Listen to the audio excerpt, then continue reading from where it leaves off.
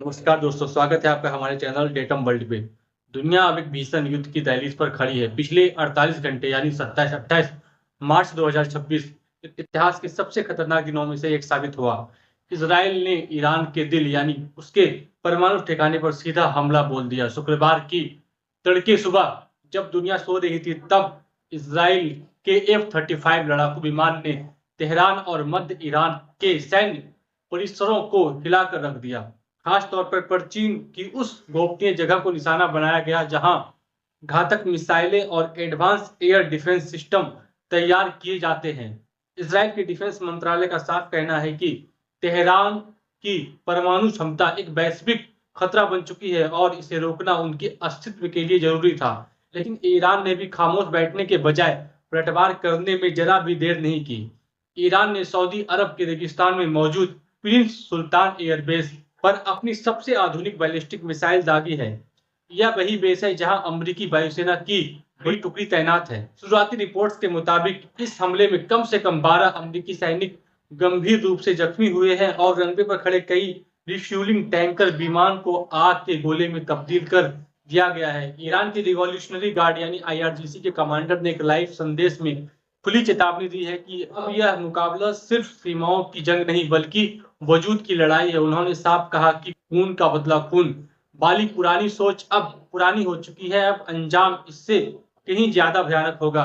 हालात केवल military base तक सीमित नहीं है। शनिवार की सुबह इसराइल की व्यापारिक राजधानी तेल अवीव में भी कोहराम मच गया। दहशत का आलम यह है कि लोग बंकरों में रहने को मजबूर है। इसी तरह की हलचल बहरीन में भी देखी गई है, जहां ईरानी समर्थक गुट की आक्रामकता की वजह से कई जगहों पर आगजनी और हमले की खबरें सामने आ रही है। खाड़ी देश में रेड अलर्ट जारी कर दिया है। अगर जमीनी जंग की बात करें तो लेबनान बॉर्डर अभी भी एक एक्टिव वॉर जोन में बदला हुआ है। इसराइल दक्षिणी लेबनान में हजारों की संख्या में अपने सैनिकों और भारी टैंकरों की तैनाती कर रहा है। इसका मुख्य लक्ष्य ईरान समर्थित हिजबुल्लाह के ठिकानों को पूरी तरह खत्म करना है ताकि उत्तरी इसराइल पर हो रहे रॉकेट हमले को रोका जा सके। लेबनान के पहाड़ों से उठते धुएं के गुब्बार बता रहे हैं कि आने वाले दिनों में ये संघर्ष और खूनी हो सकता है।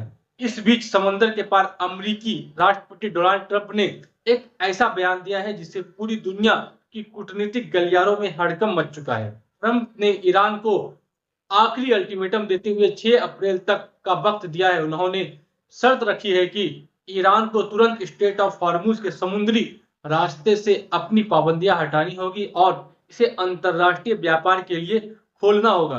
ट्रंप ने चेतावनी दी है कि अगर 6 अप्रैल तक ऐसा नहीं हुआ तो अमेरिकी वायुसेना ईरान के सभी पावर ग्रिड, तेल के कुआं और ऊर्जा केंद्रों को मिट्टी में मिला देगी। यानी ईरान को अंधेरे में ढकेलने की पूरी तैयारी हो चुकी है। इतना ही नहीं, ट्रंप का गुस्सा सिर्फ ईरान पर नहीं बल्कि अपने पुराने दोस्तों यानी नाटो देशों पर भी फूटा। उन्होंने भरे मंच से नाटो देशों की कड़ी निंदा की क्योंकि उन्होंने इस जंग में अमेरिका का सीधा साथ देने से मना कर दिया।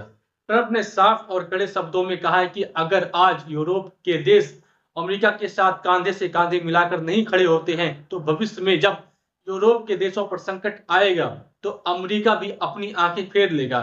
यह बयान इशारा कर रहा है कि युद्ध न केवल मध्य पूर्व को बल्कि सदियों पुराने वैश्विक संगठनों को भी तोड़ सकता है। बाजार की बात करें तो कच्चे तेल की कीमतें आसमान छू रही है और दुनिया भर के शेयर बाजार धड़ाम हो चुके हैं। ग्लोबल सप्लाई चेन पूरी तरह ठप होने के कगार पर है क्योंकि दुनिया का सबसे महत्वपूर्ण समुद्री रास्ता स्ट्रेट ऑफ हॉर्मुज अब तक युद्ध का मैदान बन चुका है। पूरी दुनिया की धड़कनें अब 6 अप्रैल की उस डेडलाइन पर टिकी है।